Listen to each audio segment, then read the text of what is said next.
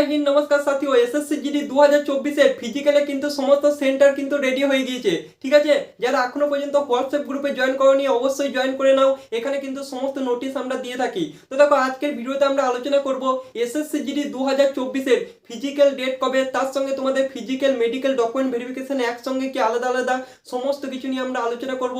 তার আগে চলো প্রথম থেকে আমরা ভিডিওটা শুরু করি। তো দেখো এসএসসি জিডি 2024 এ 105টা কিন্তু সেন্টার আমাদের যারা ফিজিক্যাল করাবে সেটা কিন্তু একদম প্রস্তুত। তার মানে বুঝতে পারছো আমাদের ফিজিক্যাল ডেট কত তাড়াতাড়ি। তো তোমাদেরকে সমস্ত কিছু একদম ডেটটাও বলে দেবো। সো ভিডিওটি মনোযোগ সহকারে দেখো, তার সঙ্গে কিছু ইম্পর্টেন্ট কথা বলবো যেগুলো তোমার সাকসেস পেতে অনেকটাই সাহায্য করবে।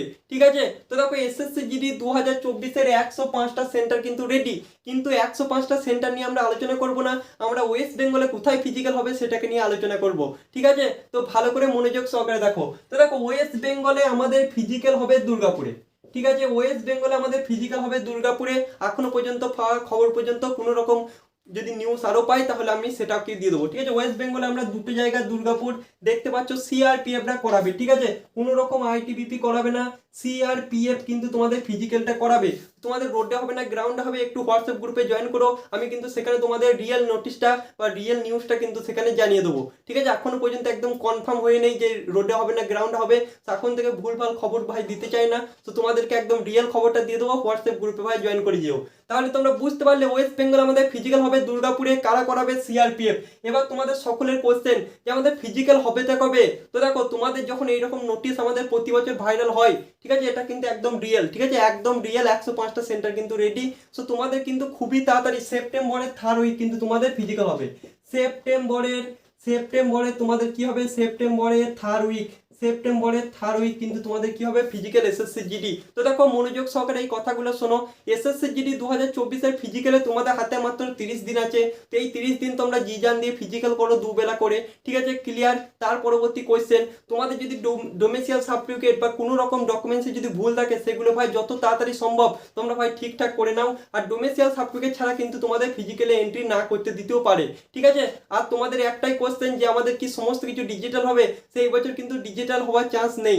ঠিক আছে, সো ডিজিটাল তোমরা যেটা ভয় করছিলে সমস্ত সেন্টার কিন্তু সেরকম ভাবে তৈরি হয়নি। ঠিক আছে, সো সেটা নিয়ে ভয় পাওয়ার কোনো কারণ নেই। তোমরা ফুল টাইম পাবে 24 মিনিটে 5 কিলোমিটার।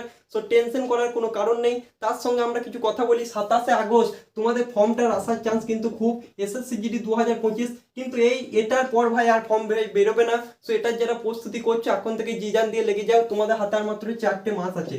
ঠিক আছে, সো জি জান দিয়ে লাগিয়ে দাও, একটা নকরি ভাই নিতেই হবে। আশা করছি ইনফরমেশনটা তোমাদের সম্পূর্ণ ক্লিয়ার হয়েছে। আর একটা ইম্পর্টেন্ট কথা, তোমাদের ফিজিক্যাল মেডিকেল এবং ডকুমেন্ট ভেরিফিকেশন কি একসঙ্গে হবে? তো দেখো তোমাদেরকে বলতে চাই এটা কিন্তু হবে না। ঠিক আছে, ফিজিক্যালের পর তোমাদেরকে অনেক টাইম দেওয়া হবে, 20 দিন 25 দিনের মতো। তারপর ভাই তোমাদের মেডিকেলে অ্যাডমিট কার্ড আসবে, মানে আগেকার নিয়মে কিন্তু তোমাদের ভর্তিটা করানো হবে। সো টেনশন করার কোনো কারণ নেই, জি জান দিয়ে প্র্যাকটিস করো। আমাদের ওয়েস্ট বেঙ্গলে ফিজিক্যাল হবে দুর্গাপুরে। ঠিক আছে, সিআরপিএফ করাবে। তোমাদের সমস্ত সেন্টার কিন্তু রেডি, মানে আমাদের বাজনা কিন্তু বেজে গিয়েছে। এখন থেকে যদি প্রস্তুতি জোর কদমে না নিতে পারো তাহলে ভাই ফিজিক্যাল কিন্তু টাফ হয়ে যাবে। ঠিক আছে, 3 লাখ সামথিং তোমাদের ছেলে মেয়ে পাস করে আছে, তার মধ্যে কিন্তু মাত্র চাকরি পাবে 49,000। ঠিক আছে, সো কম্পিটিশনটা তোমরা বুঝতেই পারছো। সো দেখো এখন থেকে যদি জোর কদমে প্র্যাকটিস করো ভাই, কেউ ভাই তোমাকে আটকাতে পারবে না। ঠিক আছে, তো সকলের শুভকামনা আছে। আজকের ভিডিওটা শেষ করছি। ভিডিওটা কেমন লাগলো অবশ্যই কমেন্ট বক্সে জানাবে। তো চলো, জয় হিন্দ, বন্দে মাতরম।